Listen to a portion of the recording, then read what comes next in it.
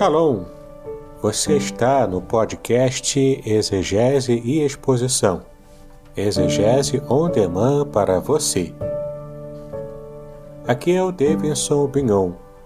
Eu sou mestre em Ciências da Religião, professor de Exegese Bíblica no seminário, pastor congregacional e também publisher editorial.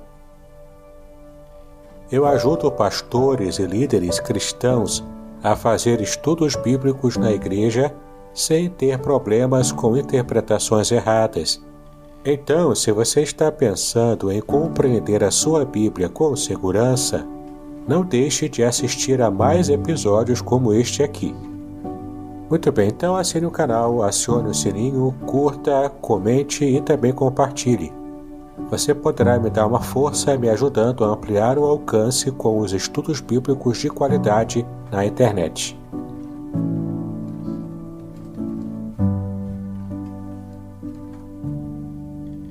Queridos, vamos então continuar aí a nossa manhã, e hoje nós estamos aí com um estudo bíblico falando sobre casamento e família, segundo a cultura bíblica, né? E eu quero convidar para que esteja aqui conosco o pastor Davidson, reverendo Davidson, que está aí nos ensinando, nos ajudando, nos orientando a respeito disso. Nós primeiramente vamos orar, depois nós vamos passar a palavra para o pastor Davidson. Tudo bem, pastor Davidson? Bom dia. Bom dia, pastor Aderson. Bom dia a todos os irmãos aqui presentes. Estamos aqui novamente para mais um conteúdo bíblico. Isso aí. Já o pastor Davidson vem para poder falar, para poder explicar. Vamos orar. Deus, obrigado por essa manhã. Obrigado Amém. Por este dia. Obrigado por esta quarta-feira. Obrigado porque até aqui reconhecemos a tua bondade, a tua generosidade para conosco. Senhor, nesse momento nos unimos para ouvir um pouco mais da tua palavra, aprender um pouco mais a respeito do casamento, a respeito da família, a partir da cultura bíblica. Então eu peço que o Senhor fale conosco nessa manhã. Fale com cada um dos meus irmãos que já se conectaram, outros que vão se conectar e outros que vão assistir ao longo deste dia. Que o Senhor nos abençoe, que o Senhor nos edifique, que o Senhor promova em nós a reflexão e a partir dessas reflexões que possamos também, Senhor, buscar em Ti ajuda, socorro, para que possamos ajustar aquilo que precisa ser ajustado. E aí, então, Senhor, através do nosso relacionamento, da nossa família, o Teu nome ser glorificado e exaltado. Amém, usa o Teu servo com unção, com graça, com sabedoria. É a minha oração nesta manhã, em nome de Jesus, o Teu Filho amado. Amém. Amém. Amém, Senhor. Queridos, nós estamos aí já com a nossa irmã Áurea. Bom dia, Deus te abençoe, minha irmã. Existem outras pessoas que também estão conectadas aí conosco. Se você quiser mandar lá um joinha, mandar um coração, vai ser bom também para a gente poder localizar. Queridos, o pastor Davidson vai estar então a partir de agora, né, nos ajudando, nos orientando através da exposição bíblica. Pastor Davidson, fique à vontade, esteja à vontade. A sala virtual é sua. Amém, pastor Aderson. Muito obrigado por mais uma vez disponibilizar esse espaço, esse tempo também para estarmos meditando na palavra, especialmente nesse tema tão especial, que é o tema do casamento, a família tradicional, o quanto isso tem sofrido ataques, hoje em dia, principalmente. Lembrando aos irmãos que a base do nosso estudo, é o livro A Ética do Casamento Judaico. Então, o pastor Adson também está com o dele ali, o exemplar dele. Esse livro aqui é a minha monografia de mestrado, como eu tenho falado, e tenho tratado aqui 2 temas que envolvem casamento, que envolvem também a vida em família, tudo isso de acordo com a Bíblia. Tá, essa é a base, portanto, se você quiser, pode fazer contato e eu envio para sua casa pelos correios. Eu tenho alguns poucos exemplares aqui ainda e vai ser bênção para a sua vida. Esse aqui é o livro mais recente que eu publiquei. E nós já esgotamos esse livro aqui inteiro em algumas lives anteriores aqui, com a Igreja Congregacional de Aracruz. de modo que vale muito a pena você também conhecer. Aqui eu analiso o Salmo 23 completamente, palavra por palavra, versículo por versículo, na Bíblia hebraica. Tá? Então, você pode também fazer contato para adquirir o livro Revelações Originais do Salmo 23. Já está em processo de escrita o novo livro também sobre o Salmo 91, nessa mesma toada, de analisarmos o Salmo 91, no caso, palavra por palavra, versículo por versículo também, totalmente na língua hebraica, para que a gente possa entender tudo aquilo que o Senhor nos revelou, né, através da sua palavra, tá bom? Muito bem, vou pedir aqui ao pastor Aderson para então me ajudar aqui, liberando o compartilhamento de tela. E então começaremos o nosso material de hoje. É só o pastor liberar. Isso aí. Obrigado, pastor. Muito bem, você já consegue ver aqui na sua tela o nosso capítulo 4 do livro, cujo título é A Ética Sinaítica e a Endogamia. A ética, portanto, sinaítica, né? A gente tem que destrinchar aqui algumas palavras. Então, a palavra ética significa a nossa condição de estar vivendo de acordo com o que a sociedade espera de nós. Eu vou até fazer melhor. Eu abri aqui o dicionário ROAS, na sua versão digital. Temos aqui a palavra ética. Você já pode ver na sua tela aí. A palavra ética parte da filosofia responsável pela investigação dos princípios que motivam, distorcem, disciplinam ou orientam o comportamento humano, refletindo especialmente a respeito da essência das normas, valores, prescrições e exortações presentes em qualquer realidade social. Certo? Então, é basicamente isso aqui, ó, um conjunto de regras e preceitos de ordem valorativa e moral de um indivíduo, de um grupo social ou de uma sociedade. Então, a ética trata justamente desses valores que são próprios da sociedade. Então, valores para você ser um bom cidadão, para você ser uma boa cidadã. Então, quando eu falo em ética, me refiro a esses valores morais que precisamos resgatar. E o título do capítulo é justamente a ética sinaítica. Sinaítica por causa do Sinai, ou seja, a ética promulgada pela lei de Deus lá no Sinai para o povo de Israel, cujos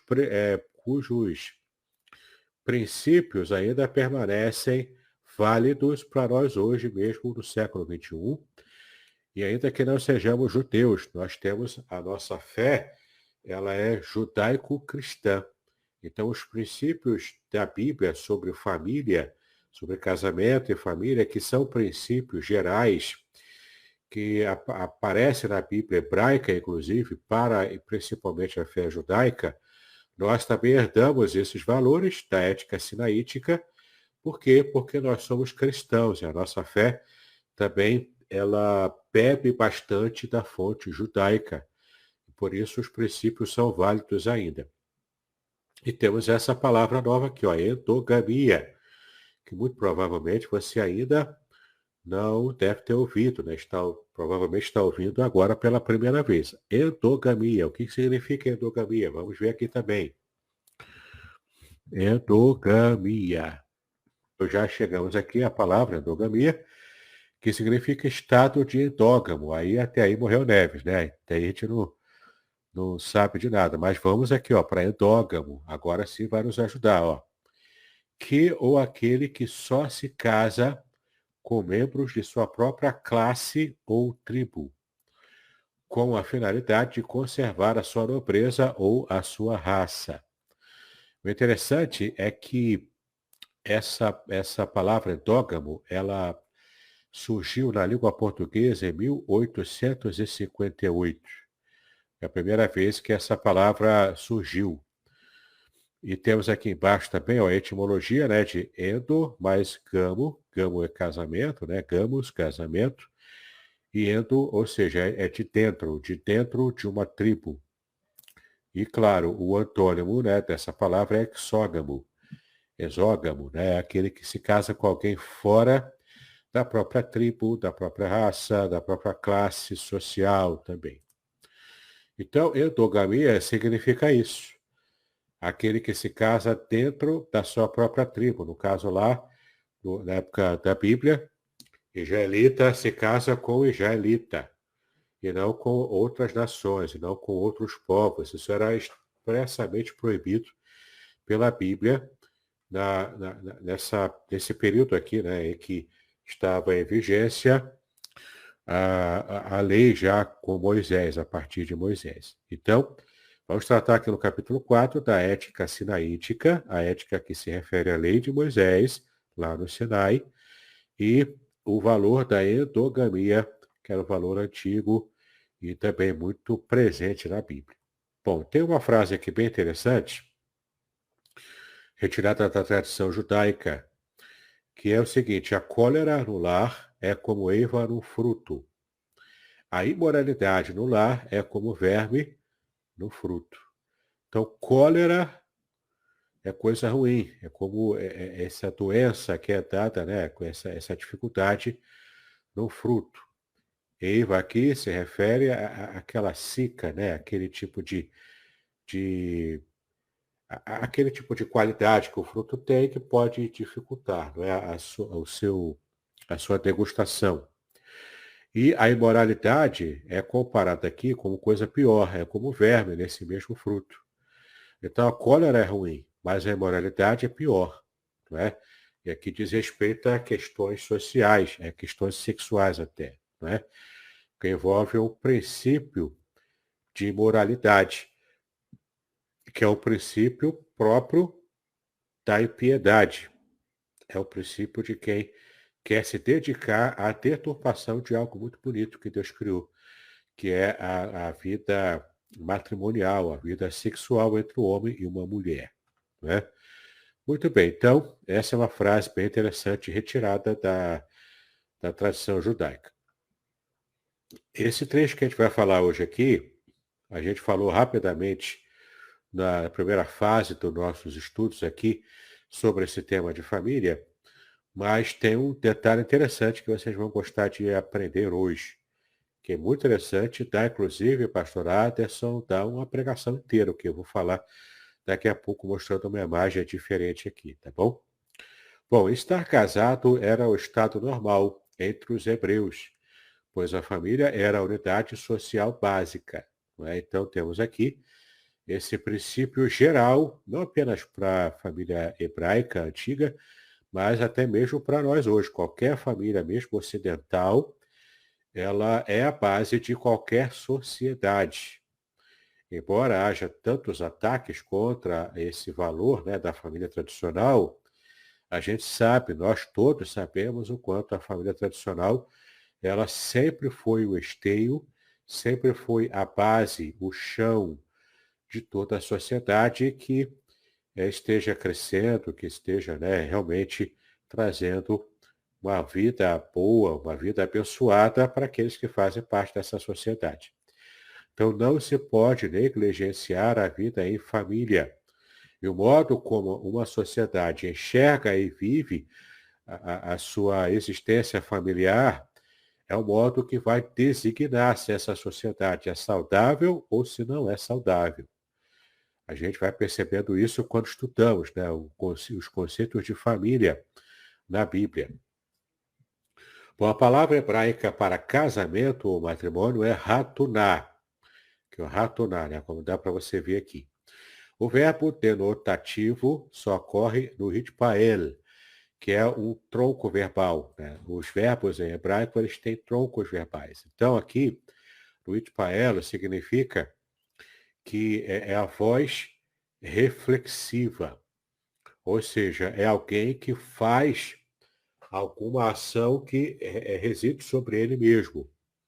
Portanto, a voz reflexiva no hebraico, na língua hebraica.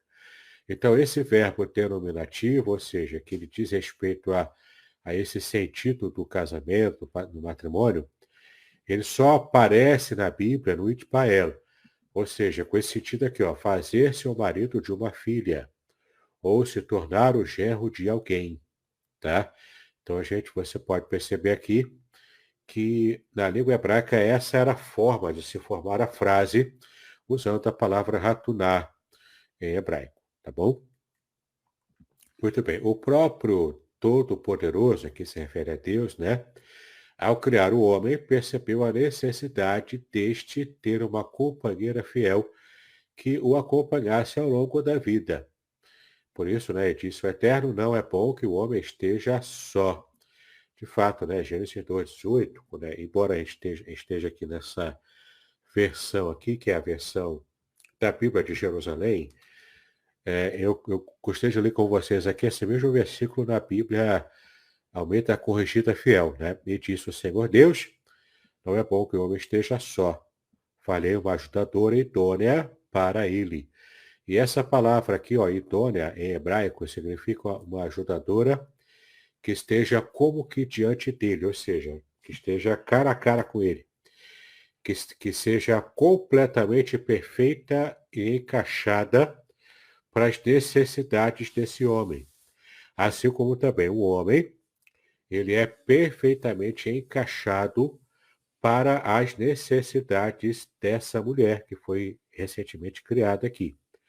Então, a gente vai percebendo o quanto o plano de Deus para o casamento é o plano de completar o homem e completar a mulher.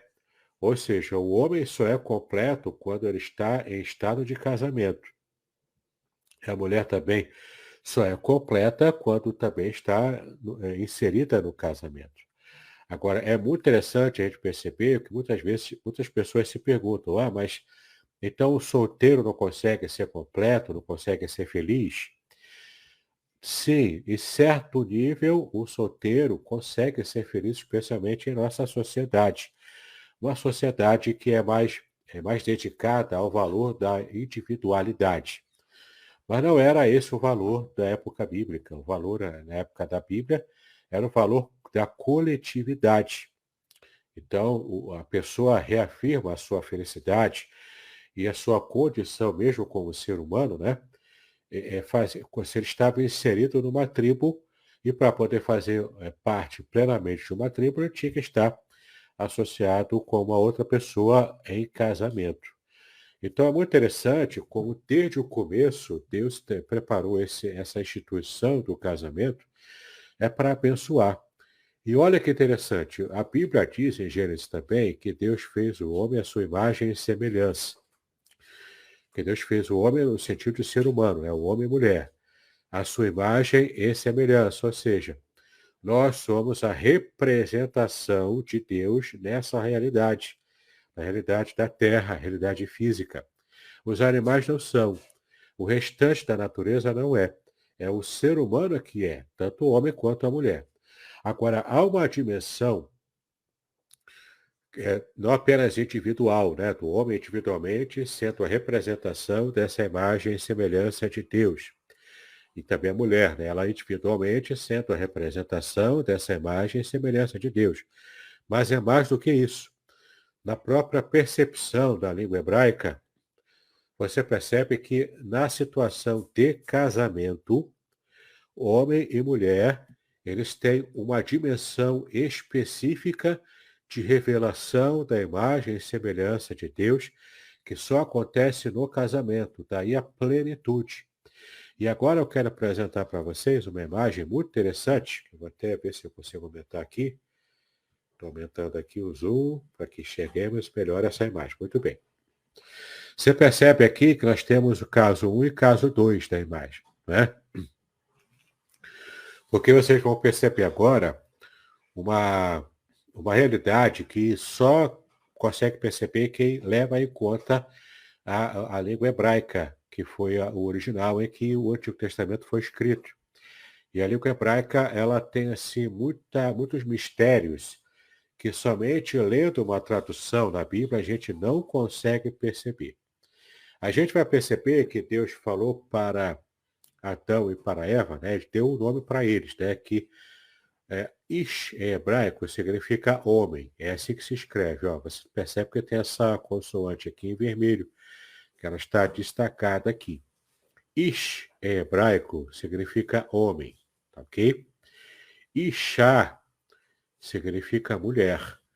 Perceba que é parecido com o modo como se escreve homem, só que essa letra vermelha aqui não aparece, e aparece aqui uma outra letra, que é aqui tira o iod, que é essa letra vermelha, sai aqui e entra uma outra letra, a letra Re, tá bom? Então, Ish aparece o iod. Isha cai o iod e entra uma outra letra que não existe no homem. A letra Ale, é a letra Re, tá bom? Aí você percebe o seguinte, o nome de Deus, juntando as letras, né?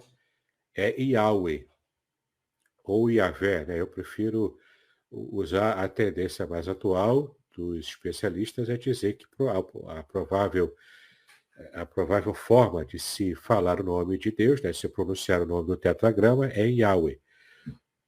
Então vocês têm aqui Yahweh, olha aqui, ó, essa letra aqui que está contida aqui em Ish, no homem. E temos ainda a letra Re, que está contida em Isha, mulher. São as duas primeiras letras do nome de Deus, Yahweh. Tá bom? Isso quando a gente percebe que há um acréscimo, um ajuntamento destas letras, que você percebe que ela forma aqui o nome de Deus. Portanto, Ish e Isha, homem e mulher, Isha é o feminino de Ish, né, que é, portanto, é equiparada ao homem, só que na modalidade feminina, não é? Com todas as características da mulher. Mas ela é equiparada ao homem, né? Isha, tá vendo? É só a versão feminina do homem. É isso que é a mulher, não é?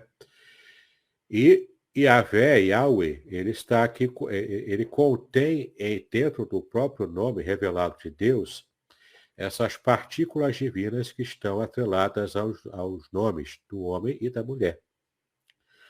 Agora, quando você tira essa partícula divina, olha o que acontece. Né? Você percebe aqui, ó, novamente, Ish e Isha, homem e mulher. Mas aí quando você exclui essas letras aqui que foram acrescentadas, sobra duas letras iguais, tanto para o homem quanto para a mulher. Sobra essa letra aqui, que é a letra Aleph, e a letra Shem, tá bom?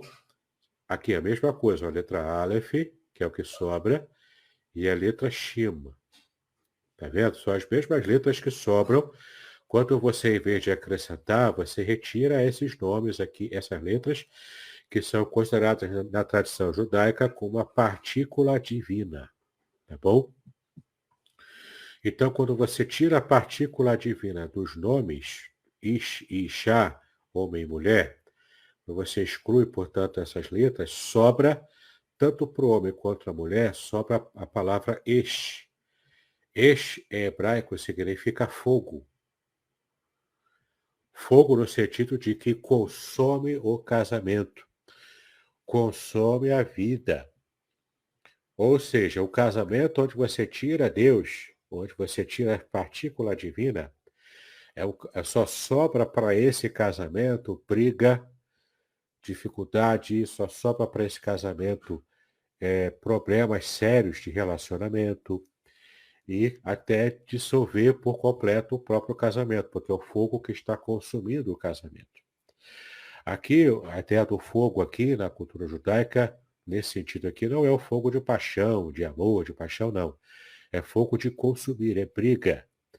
É briga, conflito, dificuldade de relacionamento. Tá bom? Então, é muito interessante a gente perceber com esse detalhe da partícula divina que está atrelada ao homem e à mulher, quando juntam no casamento e vivem em harmonia, essa harmonia é uma forma de projetar a imagem de Deus para as outras pessoas perceberem. Então, um casamento feliz de um casal cristão, de um casal judeu, que vive em plena harmonia, Ele está, portanto, revelando a imagem de Deus nessa vida harmônica do casamento, de modo que uma pessoa solteira não consegue revelar. Porque aqui há uma junção, uma complementação do Ish com a Ishá, formando, portanto, apontando para o nome de Deus em hebraico, Yahweh, o nome da aliança de Deus com a humanidade. Agora, quando você tira essas partículas divinas da própria vida do homem e da mulher, na própria existência do casamento, só sobra só sobra fogo, só sobra briga, conflito, problemas de relacionamento, infelicidade, enfim, só sobra no final o divórcio, ok? É muito interessante quando a gente percebe esse tipo de detalhe que só a língua hebraica é que nos permite ver, tá bom? Muito bem. Então, depois que eu falei essa explicação, a gente vai ver aqui, ó. Deus criou Eva a partir da costela de Adão, como nós já conhecemos, se ordenando que, na verdade, aqui foi Adão que percebeu, né, essa verdade, em Gênesis 2:24, e Adão disse, né, e é por isso que o homem deixará seu pai e sua mãe e se unirá à sua mulher. O homem, Ish, deixará seu pai e sua mãe e se unirá à sua Ishá, à sua mulher, à sua Ishá. E eles serão uma só carne aqui, ó. Esse é o princípio bíblico, a vida em harmonia, se tornando ambos tão entranhados, tão misturados, que eles são uma só carne, é como se fosse uma vida só, uma pessoa só. Esse é o ideal do casamento. O casamento enquanto essa entidade que representa a perfeita harmonia, inclusive, da própria existência divina. Porque Deus é uma família. Deus é uma família composta de Pai, Filho e Espírito Santo. Deus é uma unidade, mas ao mesmo tempo que ele é uma unidade composta. E a própria língua hebraica também revela sobre isso, né? Se você tem interesse para esse tipo de estudo, de assunto, eu tenho um curso específico que você pode adquirir na Hotmart. Aliás, é o curso que você pode adquirir na Amazon, amazon.com.br. É o curso a Trindade revelada na Bíblia hebraica. É muito interessante, você vai ver o quanto a Bíblia hebraica, lá no Antigo Testamento, já dava pistas muito importantes sobre a essência triuna de Deus. É bem interessante se você quiser se aprofundar nesse estudo. Muito bem. Então, o ideal é esse. Homem e mulher, e chá, somando essa partícula divina, portanto, no casamento, revelando a presença de Deus, revelando a imagem e semelhança de Deus na vida comum do casamento. E quando você tira essas partículas divinas, você só percebe que só sobra o eixo, o fogo, que é o conflito entre ambos, né? Discussões, disputas entre o marido e mulher, tudo isso só faz o casamento desgringolar e haver a separação e dissolução e a luta que é, né? Quem já enfrentou isso, quem já enfrentou o divórcio, sabe a luta que é, né? Para que possa depois juntar os caquinhos, tanto de um quanto de outro. Bom, os sábios judeus ensinam que Adão estava só porque não havia alguém a quem ele pudesse se doar. Com a criação de Eva, as coisas mudaram. Alguém precisava dele, no caso aqui Eva precisava de Adão. Ele poderia então se doar à sua esposa, né?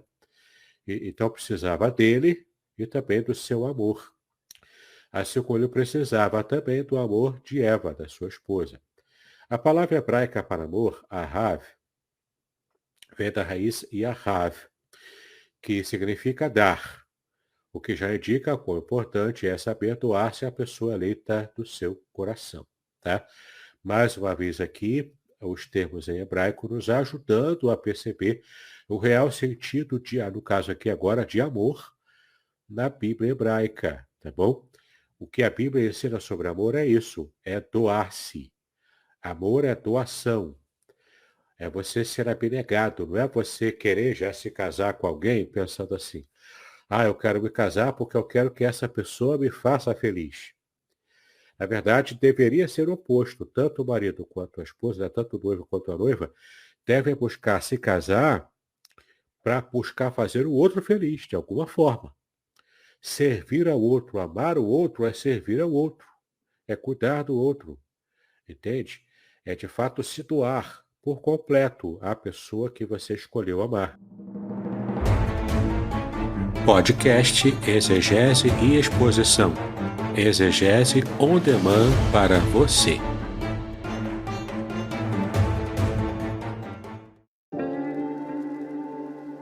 Shalom! Aqui é o Davidson Pignon. Eu ajudo pastores e líderes cristãos a fazer estudos bíblicos na igreja sem ter problemas com interpretações bíblicas erradas. Então, se você está pensando em compreender a sua Bíblia com segurança, não deixe de assistir a mais conteúdos como este aqui neste canal. Então, é muito interessante o quanto o conceito bíblico de amor não tem nada a ver com ficar virando olhinho, com ficar vendo o coraçõezinho né, voando assim, quando você conhece alguém diferente. Isso não é amor. Amor à primeira vista não é um amor que a Bíblia prescreve. A Bíblia não fala sobre esse amor à primeira vista. O que a Bíblia fala é o amor enquanto decisão. Você precisa se decidir a amar. Você decide amar e o sentimento, os momentos né, de sentimento também acontecem. Aquele né, sentimento de amar, aquela paixão, aquela coisa, também, claro, acontece, lógico. E na vida do casamento, o casal precisa aprender a reacender essa chama no sentido de paixão, de amor, né? Esse desejo também um pelo outro. Isso, ao longo do tempo, precisa ser reacendido, precisa ser reavivado no casamento. Mas o fato é, o casamento não é só isso, o amor não é só isso. Amar é doar-se. É aquele sentimento de companhia, você pode contar com o outro, você sabe que o outro está sempre lá para você e que você também vai estar sempre lá para o outro, para o cônjuge. Né? Isso é o sentido de amor. Casamento sem o amor nesses termos é um casamento fadado ao fracasso. Tá? Então, é preciso que haja essa cumplicidade, esse compromisso, esse amor, e de vez em quando também essa paixão reacendida. Não é? É importante que isso aconteça, porque esse é o princípio bíblico do amor na família, no casamento. Ok? Muito bem. O casamento não é uma instituição criada pelos homens, mas sim um mandamento divino. O homem e a mulher, Ish e Ishá, como nós já vimos, né, foram criados como uma entidade única. Por isso, seu estado natural é a união. E ao se unirem, realizam plenamente a imagem de Deus, como nós já vimos aqui, que eu já expliquei aqui, né, da partícula divina no homem e na mulher, e isso se torna bastante evidente na vida do casamento, quando há harmonia, claro. Né? Quando você tira a partícula divina, só sobra o fogo no sentido ruim. O fogo enquanto briga, enquanto conflito. Muito bem. A Torá afirma o seguinte, a Torá aqui é o Pentateuco, né? São os 5 primeiros livros da Bíblia. Gênesis, Êxodo, Levítico, Números e Deuteronômio.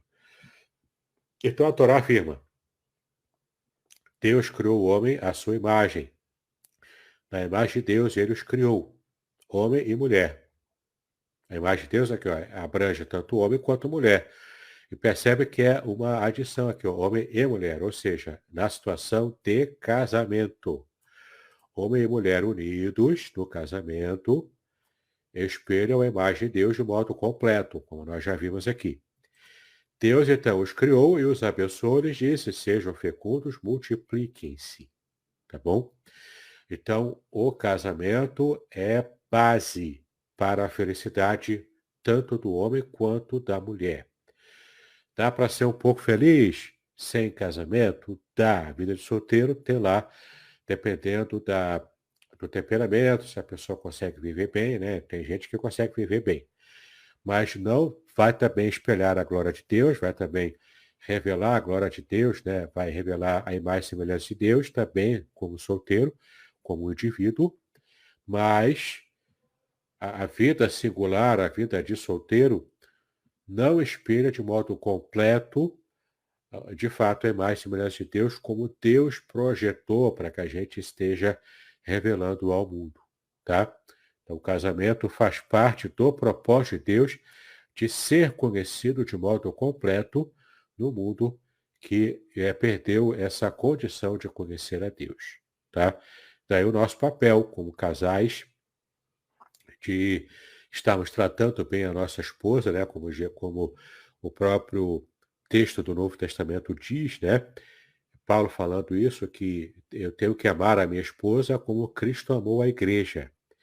E a esposa tem que estar submissa, não no sentido de ser subserviente, mas no sentido de estar atrelada ao marido e querer, de fato, ser uma esposa idônea, querer ser uma esposa eficiente e equiparada ao marido, para ambos, o marido e a esposa, construírem uma família abençoadora, que vá também espelhar a glória de Deus para o mundo que ainda não conhece Deus, né? Tal é essa missão, até evangelística, na vida familiar, uma missão abençoadora e evangelística também, né?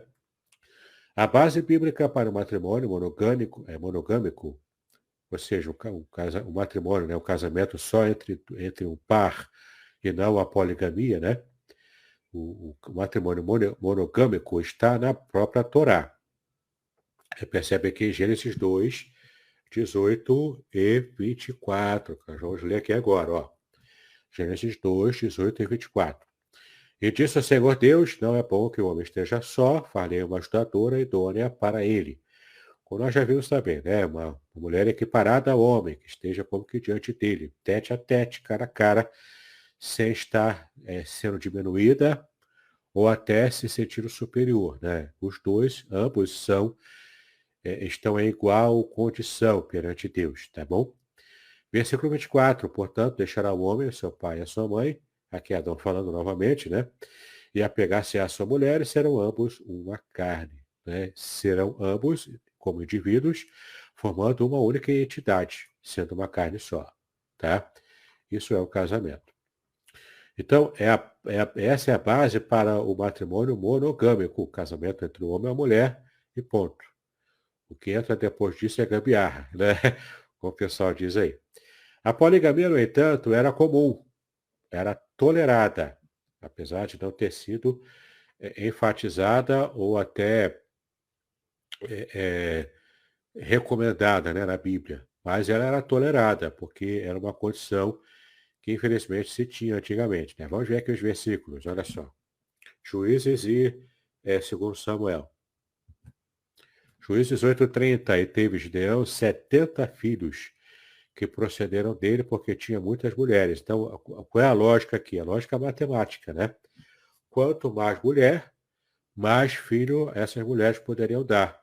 E quanto mais filhos o homem tinha, melhor era para o Israel antigo. Essa era a lógica, até matemática, né? Porque isso ia ampliar a prole, o que era muito importante no mundo antigo, ter um exército, especialmente de homens, que pudesse guerrear nas constantes guerras que estavam acontecendo na época do Antigo Testamento. Mas essa é uma lógica humana, tá bom, que não encontra respaldo total na Bíblia. O valor bíblico é da monogamia mesmo, ok? Segundo Samuel 5:13, tomou Davi mais concubinas e mulheres de Jerusalém, depois que viera de Hebron, e nasceram a Davi mais filhos e filhas. Nessa mesma lógica aqui, a lógica matemática para se ter muitos filhos e filhas, que era um valor importante na época bíblica. Tá? Por isso que ela era tolerada. Poligamia era tolerada. Claro, poligamia apenas masculina, feminina não é? Na época bíblica, não existia esse papo de Dona Flor e seus dois maridos. Era um marido só com várias flores. Era assim que era a lógica do Antigo Testamento. Tá? Mas a suposição implícita, né, com respeito à poligamia, que está aqui no Salmo 128, Provérbios 12, 4, nós não vamos ler, né, por questão de tempo, e também Provérbios 31. Todos esses textos aqui fazem referência à suposição implícita da monogamia como sendo o valor bíblico que Deus realmente aprovava, como de fato aconteceu lá com Adão e Eva, né? Muito bem. Os profetas usaram o matrimônio como uma figura do amor de Deus para com Israel. Você pode ver aqui, né, nesses versículos aqui também. Eles falando sobre o casamento, especialmente Oséias, né, que tem assim, um drama familiar muito peculiar, e Deus quis que fosse assim, mostrando para Oséias o quanto ele estaria prefigurando o amor de Deus por Israel, mesmo Israel sendo comparado aqui com essa esposa adúltera, não é? E o quanto isso traz sofrimento para o marido, né, que tem a esposa adúltera, mas que ele ainda ama e quer salvar o casamento. E no caso aqui, Deus sendo espelhado por esse marido e Israel sendo espelhado por essa esposa adúltera, no caso aqui com a idolatria com outros deuses, né? Então é uma figura muito forte. Moisés pagou um preço alto para poder prefigurar profeticamente esse amor de Deus por Israel, pelo seu povo, um povo infiel, né? Matrimônios que envolvessem parentes próximos, que é a endogamia, né? Menos os primos com irmãos, foram proibidos. Ou seja, muito próximos, não. Mas dentro da própria tribo, sim. Tá? Esse era um valor importante. Você pode ver Levítico 18, é todo o capítulo, né? E todo o capítulo 20 também, que fala de algumas restrições aqui, tá? Mas a endogamia era importante para o Israel na antiguidade. As crianças eram consideradas uma bênção. Como a gente viu aqui nos versículos, né? Muitos filhos, muitas bênçãos. E a esterilidade, ou seja, a impossibilidade de ter filhos, um infortúnio que era especialmente recaído sobre a mulher. A mulher é que era tida socialmente como estéril. Nunca se atribuía esterilidade ao homem, embora, do ponto de vista biológico, o homem também pudesse ser estéril. Mas, em geral, era atribuída à mulher, por uma questão de estigma social, e também pelo fato de um homem, por ter várias mulheres, né, no caso de uma situação de poligamia, isso então era meio que comprovado de que o problema estava com a esposa e não com o marido, né? Mas era um fator social da época, tá bom? E nós já sabemos que a esterilidade também atinge o homem, né? O marido. Bom, Josué advertiu claramente a Israel contra matrimônios com os cananeus nativos para que isso não se tornasse uma armadilha para o povo de Deus, porque, de fato, quando havia casamento com povos pagãos, também se atrelava ao casamento a adoração a deuses pagãos. E isso era terrível, né? Isso era muito combatido no texto bíblico. A nação de Israel já tinha testemunhado o valor questionável de matrimônios contraídos para resolver problemas entre povos, no caso dos filhos de Jacó e Siquém, o Eveu, que tinha violado a santidade da casa de Jacó. Situações aqui até de escândalo social. O próprio Salomão também, né? A gente vai ver aqui, ó. No entanto, uma vez que Salomão se estabeleceu no trono de Israel, começou a prática de matrimônios contratuais para propósitos políticos, como rei, né? Fazendo alianças com povos ao entorno lá de Canaã. E isso trouxe a derrocada total e completa para Salomão. Ele começou muito bem, tinha tudo para dar certo como rei, para ser um dos melhores reis de Israel, tanto ele quanto Davi, o seu pai, mas infelizmente ele caiu por causa da poligamia, que trouxe para ele também essa forma mais aberta para encarar a adoração aos deuses falsos por influência das suas esposas. O mesmo aconteceu com Acabe e tantas pessoas, né, do Antigo Testamento. O matrimônio teve importantes consequências familiares e tribais. Se a mulher, por exemplo, provasse ser insatisfatória ao marido, ela voltaria à casa do pai, o que causava uma série de hostilidades entre as famílias. Portanto, era muito importante que houvessem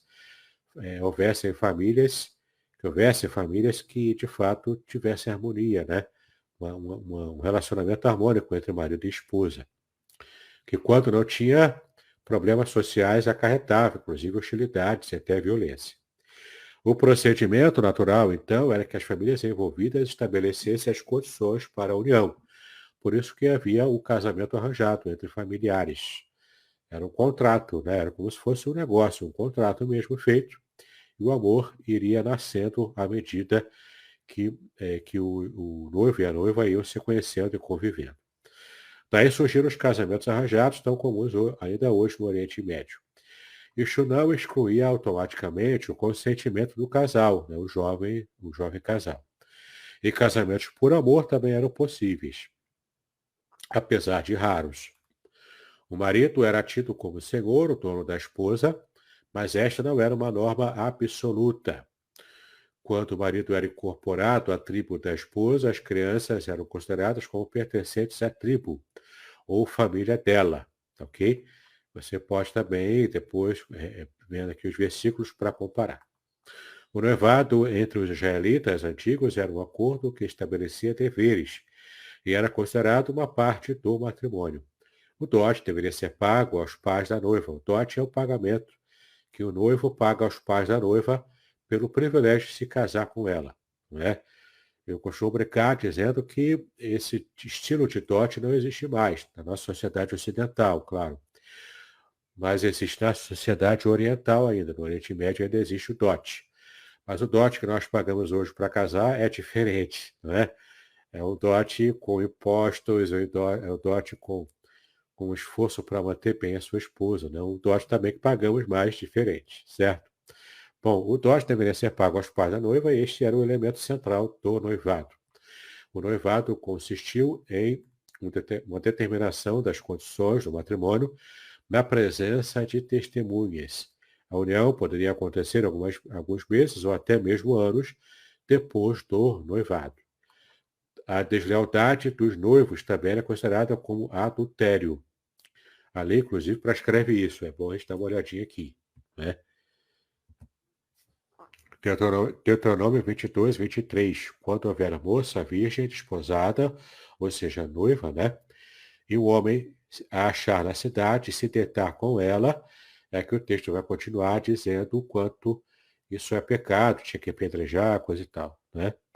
Então, era realmente proibido, tá? Em situação de noivado, que é o desposamento antes do casamento, antes de consumar o casamento com a união conjugal, né, dos dois, com o ato conjugal, já se tinha esse compromisso como se fossem casados sem ainda serem casados de modo completo, tá? Era um casamento em andamento, digamos assim. Então, se o noivo e a noiva se engraçasse lá com outra pessoa, isso era um estigma social, dava até apedrejamento, né? A união e o amor entre os cônjuges são descritos com insistência nas biografias dos patriarcas, Abraão, Sara, Isaac e Rebeca, Jacó e Lia e mais tarde Jacó e Raquel, né? Jacó também, olha o preço que ele pagou, né, por ter uma poligamia aqui. Estes dois últimos vivem uma das mais bonitas histórias de amor em toda a literatura, no caso Jacó e Raquel. Uma relação repleta de devoção e ternura, tá ok? Mas olha a dificuldade que tinha com Lia. Geralmente quem vivia a poligamia tinha problema entre as esposas, né? O marido tinha dor de cabeça quando tinha um casamento polígamo. Com Isaac e Rebeca, o texto bíblico relata o primeiro casamento conhecido na história da humanidade. O primeiro casamento assim, né, mais formal. Descreve Rebeca entrando na tenda de Sara, a falecida mãe do seu futuro marido. O Midrash, que é um registro da tradição oral, da tradição judaica, né?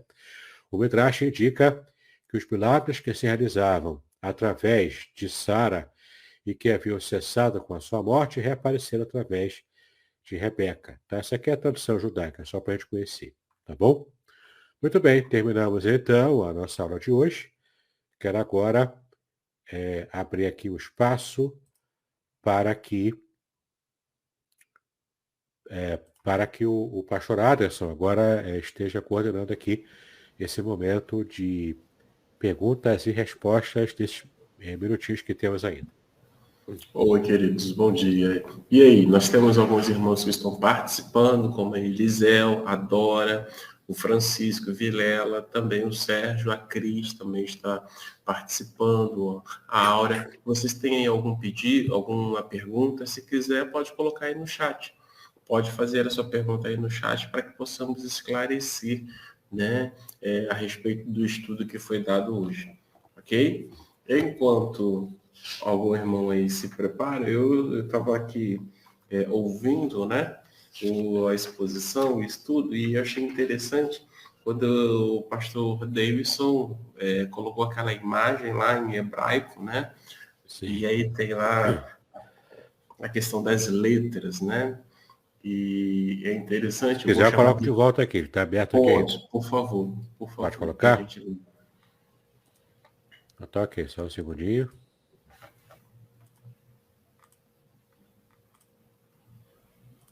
Eis aí a imagem. Isso, essa imagem mesmo, né? E eu achei interessante porque o que que eu percebi, né? Na primeira imagem, no primeiro caso, ali é uma, digamos assim, uma revelação, né? Onde a gente consegue perceber que Deus de fato está junto. Aquela palavra que aparece lá em Eclesiastes, um cordão de 3 dobras não pode ser arrebentado, né? Porque Deus não É, só está junto, como ele estabelece o equilíbrio, ele estabelece as exato. conexões. É isso mesmo, pastor Davidson? Exato, equilíbrio, força. Uma família forte é uma família que tem Deus, como a gente está vendo aqui, né? Homem e mulher juntando no casamento, forma as duas partículas divinas unidas, e isso fortalece a própria família, o próprio casamento e as próprias pessoas enquanto indivíduos também. Exatamente. Aí, em termos práticos, nos dias de hoje, não basta ser cristão, né? Não basta receber o título de cristão. É preciso, de fato, fazer disso uma verdade, ou seja, Deus está presente, aí tem a ver com a intimidade individual com Deus e também a intimidade do casal com Deus. É isso mesmo? Vai por esse caminho? E quando você tira essas duas letras que simbolizam a partícula divina, né? Sobra a palavra este, tanto para o homem quanto para a mulher. Este é fogo, no sentido aqui de briga, de desarmonia. E de fato, a gente percebe, né? Uma família que não tem Deus, ela está sempre em briga, disputa entre marido e mulher para ver quem é maior. Filhos também muito mal criados, porque não tem um parâmetro, não tem um parâmetro de uma boa condução da vida, né, aqui na Terra. Então, uma família que não tem essa estrutura, a estrutura que é a presença do próprio Deus na vida familiar, é uma família que, infelizmente, está fadada ao fracasso. Embora algumas famílias, não, por exemplo, não tenham Deus, mas pelo menos têm os valores que são valores cristãos, valores judaico-cristãos, né? Então, eles ainda que não tenham propriamente Deus, confessamente, né, como creem em Deus, mas se tem os valores que a Bíblia ensina, também consegue manter uma família equilibrada, tá? Mas, em todo caso, não vai espelhar a glória de Deus, porque se não tem Deus, não tem como ser a imagem e semelhança dele.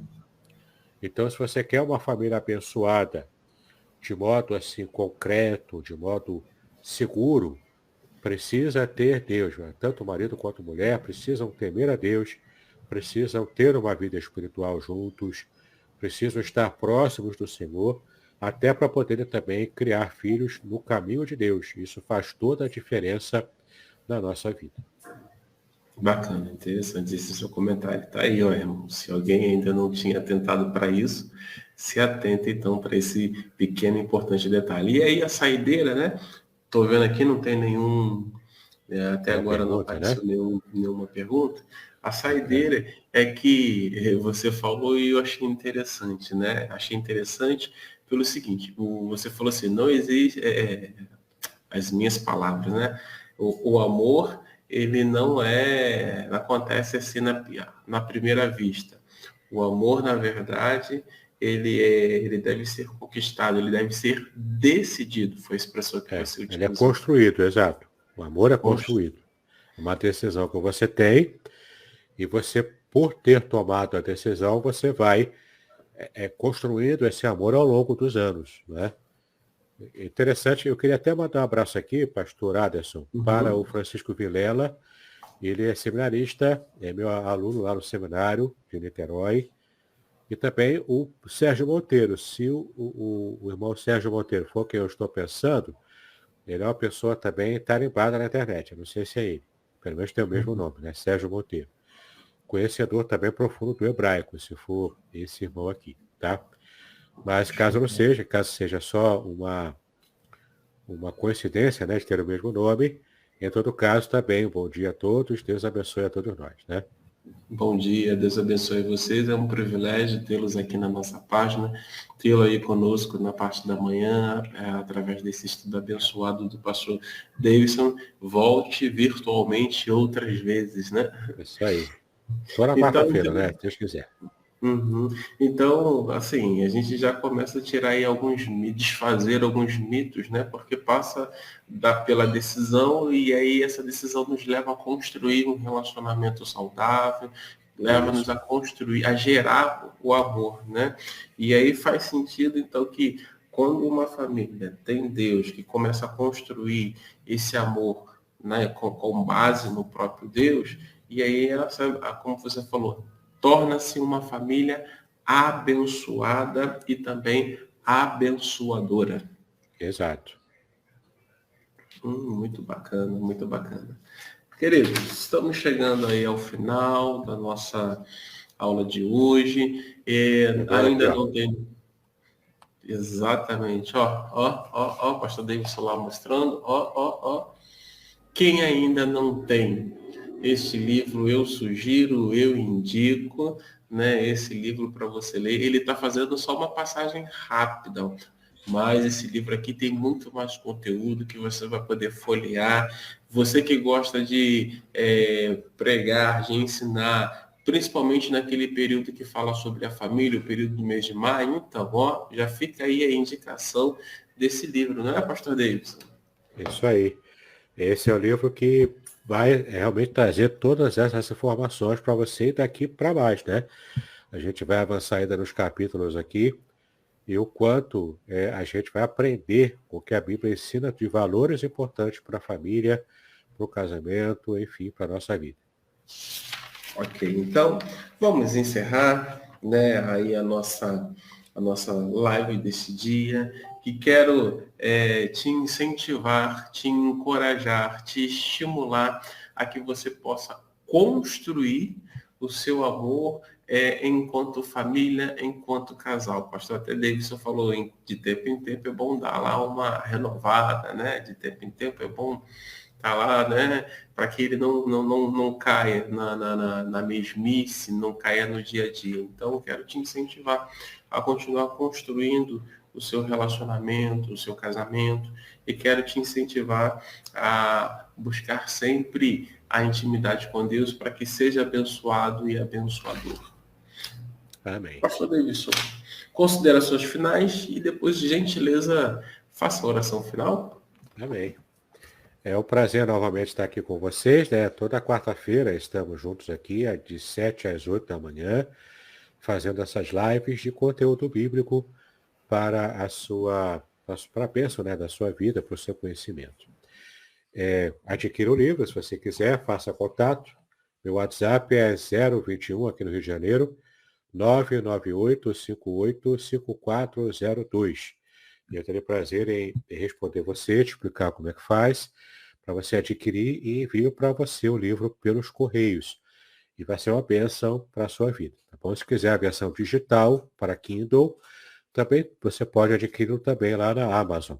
Na amazon.com.br você acha lá a ética do casamento judaico. Então, grande prazer estar novamente aqui com o pastor Ada, são os irmãos da Igreja Congregacional de Aracruz. E um grande abraço a todos. Amém. Ora por nós, e eu agradeço também a sua presença, a sua participação, que sempre nos abençoa e nos edifica. Amém.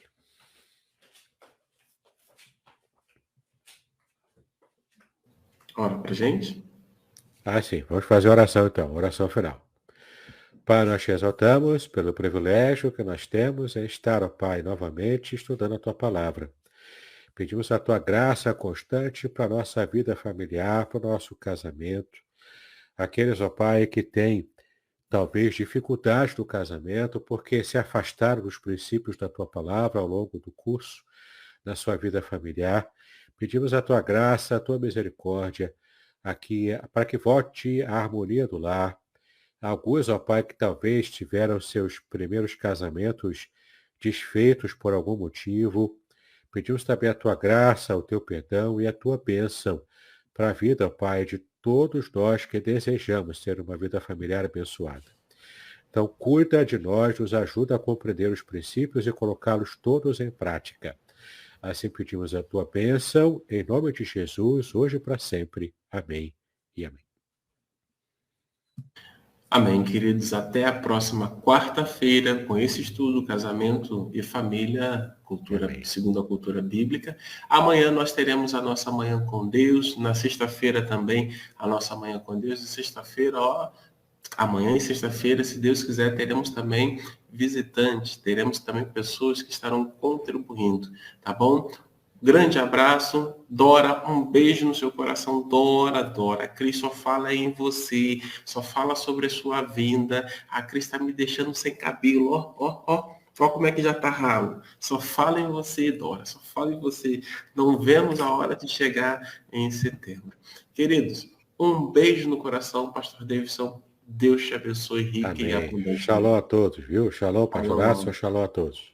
Shalom. Muito bem, agora o que eu gostaria de ver é a sua participação.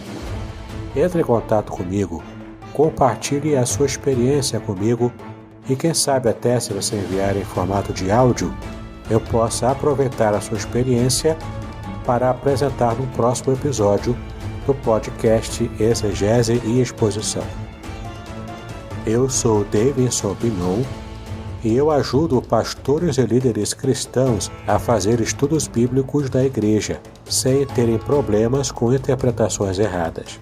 Se você então está pensando em compreender a sua Bíblia com segurança, não deixe de assistir a mais episódios como este aqui. Então, assine o canal, acione o sininho, curta, comente e também compartilhe.